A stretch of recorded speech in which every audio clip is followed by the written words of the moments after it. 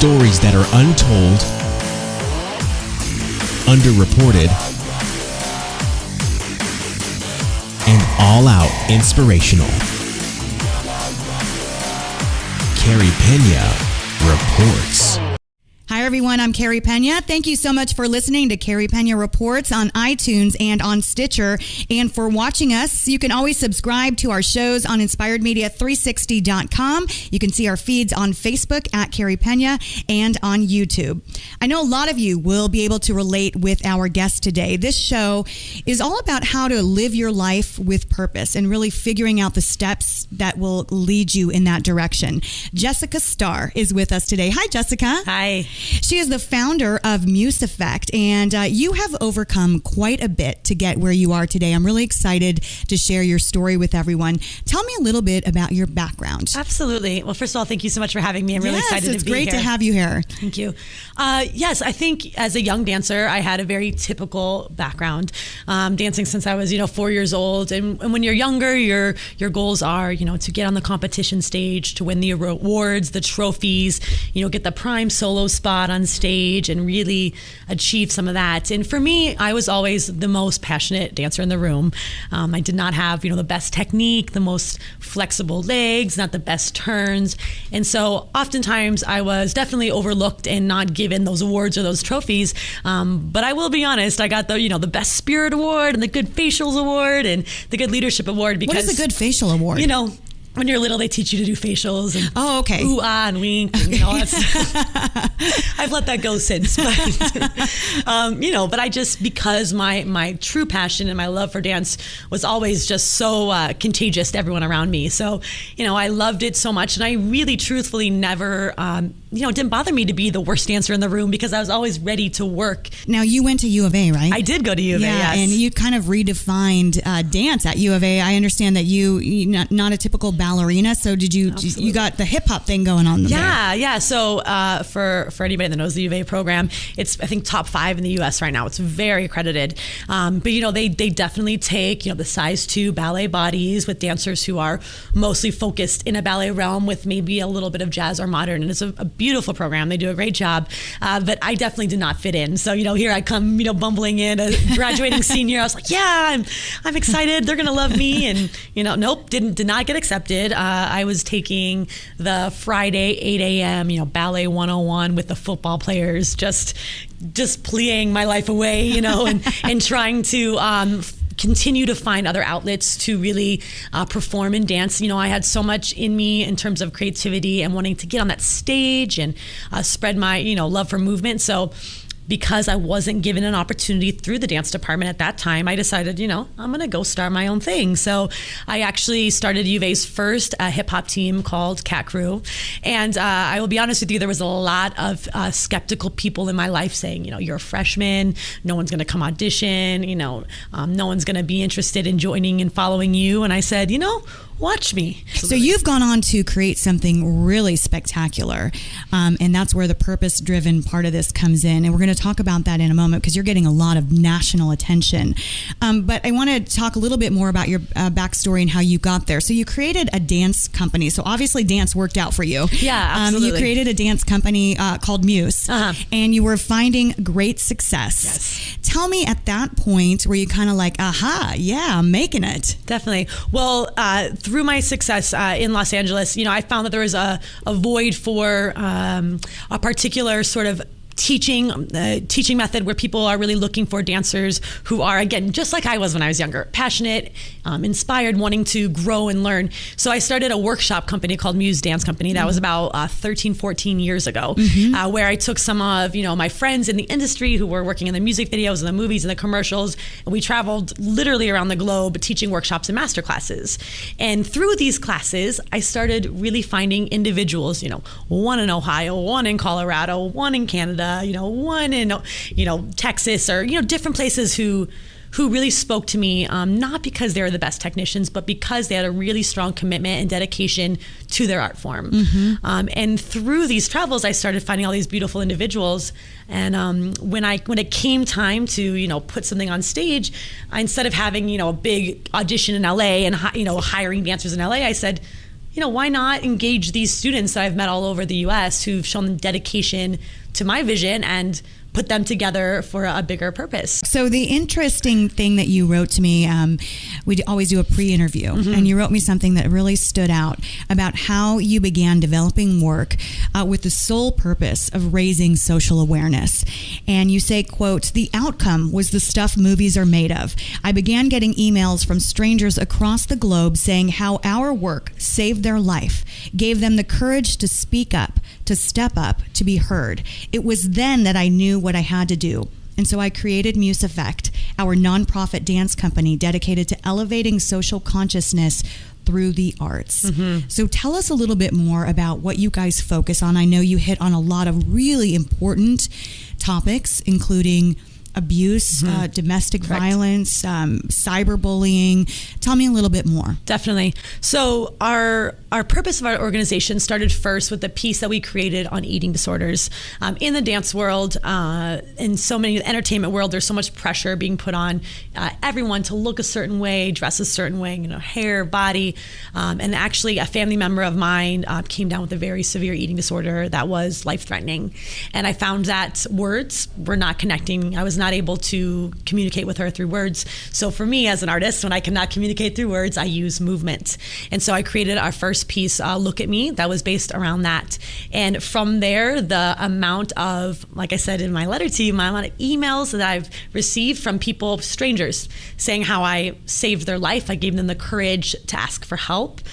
Parents saying, I realized that I needed to address this with my daughter or my son, and I needed to seek help for them. It started to make us all realize that what we're doing is for such a greater cause, more than awards, more than trophies. It's really changing people's lives. So do you guys kind of think through each topic that you want to approach? And then I'm going to show you guys a clip in just a second, but some of it is theater. You combine sort of acting so that you get a grasp on what the topic is, and then you weave in the dance. Absolutely. Everything we do is very intention-based. We never just learn movement and say, do this movement. It's about why are you doing the movement? I always say it's not what you do, it's how you do it. So understanding the intention and the story behind the movement really allows audiences of all age ranges and backgrounds to really understand what it is. And it's so unique how you're doing this. It's getting you a lot of national attention. In fact, one of your most recent videos on cyberbullying garnered more than 1 million views and counting. Actually, I think it was 1.2 million when I just looked on YouTube. I do want to play about a minute of this clip because it is really impactful. Take a look. Where's your child? You dropped your apple. How old are you anyway? She's not even that good. Stop pretending you're a model. She looks plastic. Are you even real? Why does your voice sound like that? You're wearing too much makeup. What happened to your hair? Please notice me. I'm Please better. follow me. My friends are better than you. What are you looking at? Emma! Look at this.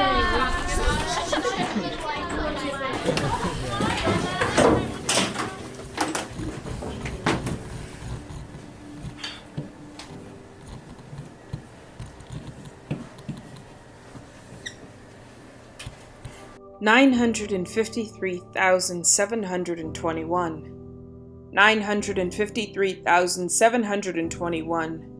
953,720. One time. I can remember only having my close family, maybe 2 or 3 friends that didn't know me well. But I can't remember when being popular was the same as being mean. So that is indicative of the kind of work you're doing. Absolutely, yes. So when you think through that sketch, tell me what goes into it. Absolutely. Well, that was inspired, like many of my pieces, by a true life story of a young girl who is, Insta famous. She's very big on social media. And her mother came and spoke to me about how difficult it was for her to get past a lot of the cyberbullying that was going on in her life. So we use that as her real life inspiration. I sat down with her, I talked to her, and used that as a platform to create this piece. I've reported so much on cyberbullying, sadly. And I will tell you that even just that shook me up watching the beginning of your piece there. Yeah. It's so sad because you want to think that that's so exaggerated, but it's really not. Well, and the biggest challenge, I believe, with all of our social issues, but particularly cyberbullying, is no one understands how to stop it. And for me, silence is the killer. If we're not talking about it, then it's happening. If you're not talking to your friends, if you're not talking to your son or daughter or your students or your teachers about it, then you're silent, and then you are keeping it to yourself and you feel alone. So the best thing we can do is to just have it out in the open and discuss it. Because what you realize is when you admit that you've been cyberbullied or that you've been a bully, and then you ask around the room who else, the hands will go up. Because the truth is, it's something we're all dealing with. So I believe if we just start the conversation and discuss the whys, the hows to how to improve the situation, then it doesn't make people feel isolated and alone, and it makes them feel like they can move past it. What are some of the other topics that you've covered that have really hit you in the heart? Absolutely. Different mental illness is a big thing, and depression. Again, going back to social media, I believe social media is such a big prevalent part of a lot of teenagers' lives, but it's actually setting a lot of early onset depression in younger children. Looking at who has better cars, better hair, better vacations, who has more likes on their post, and people are really saying, am I good enough? Am I worthy enough by the amount of likes they're getting? And so it's really taking a toll on the emotional state of a lot of young teenagers and young adults. And so depression, if it's clinically in you, if it's biologically in you, it starts coming out at an earlier age than it would. And when you're that young, sometimes it's really hard to understand, how do I move forward? Again, but if we start talking about mental illness, what it is, how it feels, you can look around the room and see, 5, 10 more people who are going through the same thing as you. And all of a sudden you have a really beautiful support system in place. What has this been like for you, putting your talent to work in this way? Because I think this is really important. So many people out there, I think, limit themselves sometimes. There's something that we all have in us that we feel so passionate about. Mine is journalism. And I just want to get those stories out there. And you are a talented dancer. You could have run this successful dance company and made money and done all, but something was tugging on you. So how important is it to put those pieces together and really just go for it? How does that make you feel?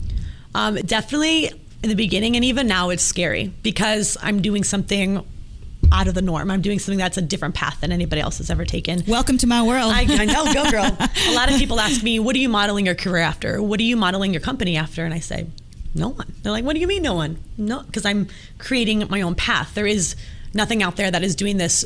Choreographers will pick and choose this topic, but we are dedicated to this one mission. So it definitely is scary to be vulnerable and put it out there and take those risks and take those chances. But, one person, like I had a really beautiful interaction with a young gentleman today who I know that his life will be forever changed by seeing our work today. And for me, that's enough. He stood up. You were giving a seminar. Mm-hmm. He was a high school student, yes, right? He was. Stood up and in front of the entire auditorium, talked about how he's abused. Right. He talked about how a lot of times, he uses his comedy and his smiles and, to really cover up some of the hardships that he goes through. But the really beautiful thing is by him admitting that he also has troubles at home, it really allowed for a lot of other people to feel that they're able to connect and, build a community of support around him that wasn't there before. So seeing those individuals and seeing that it does actually change lives, to me, makes all of the fear and the vulnerability that I feel completely worth it. What is the next step? I mean, where do you want to get placement? Where do you want people to see your work? I know you're doing amazing. You're burning it up on social, and you've gotten written up by some of my favorites, BuzzFeed, Upworthy, and HuffPo. So that's tremendous. What's next? Well, right now, we are actually currently in Phoenix here doing our first leg of our tour, The Divine Direction. So it's taking all the social issues that we work with, as well as different life-changing pivotal moments, and putting together in a 2-hour stage show. So we are starting here in Phoenix tonight and actually tomorrow, December 10th.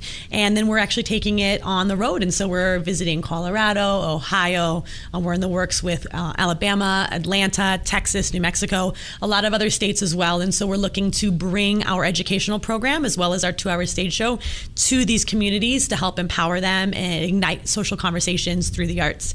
So that's a really beautiful next step for us, to be able to connect into communities outside of our own. To those people who are told that they can't do things, how do you what's your advice to face down those fears? Mm-hmm. I think it's really important for us to look within ourselves and to really love ourselves and believe in ourselves enough to go out and take those chances and take those risks. Because at the end of the day, only we know what we're capable of. And it's important that everyone, spends every day on this earth really finding their purpose and their intention in this world and really living, full out. Well, girl, needless to say, I love everything that you are doing. Thank you. Your great PR firm, Evolve, wrote me an email about it, and I said, send me a little more about her backstory. And then I'm like, they're in, for sure. Book them on my show. It is such a pleasure. Where can people find you? Yes, we have our website. It's MusEffect.org. And we're also all over social media. Again, MusEffect, MusEffect. Twitter, Facebook, Instagram, you name it, we're there. And we're always looking to connect and build relationships with people who have similar missions as ourselves. Making a difference. Yes. Thank you so much. Thank you. And thanks to all of you for listening and for watching. You can find us online always at inspiredmedia360.com. We always love to hear your thoughts and your feedback. Today's show produced and engineered by Shannon Hernandez, brought to you by Inspired Media 360. Until next time, stay inspired.